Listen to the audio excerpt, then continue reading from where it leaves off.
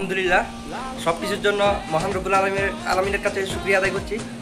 কারণ অনেক দিন অনেক বছর পর ঈশ্বরের চার শাসক দেশের মানুষের আজকের এই খুশির দিনে নিজেও অনেক খুশি এবং দেশের আজকে এই বিজয়ের উল্লাসে বিজয়ের মিছিলে নিজে এই বিজয়ের মিছিলে থাকতে না পেরে নিজে একটু কষ্ট অনুভব করতেছি মনের মধ্যে। কারণ সবার জীবনে এই বিজয়ের মিছিলে থাকতে না পেরে আমার মতো এরকম হাজারো প্রবাসী এই মুহূর্তে তাদের মনে কি যাচ্ছে।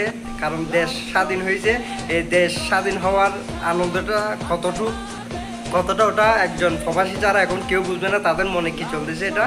যাই হোক, মহান রব্বুল আলমীর কাছে শুকরিয়া আদায় করছি।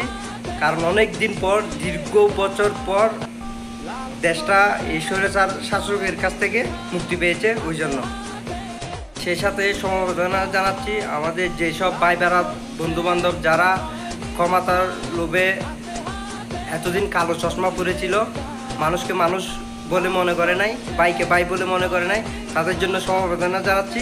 কারণ তারার নেতৃত্ব দেশ ত্যাগ করেছে, তারা কোথায়, তারা কই যাবে? তাদের তো মনে হয় ফাস্টফুডও নাই তারা দেশ ত্যাগ করার জন্য। তো ওই জন্য আমাদের ওই ভাই বেড়াদের জন্য সমবেদনা জানাচ্ছি।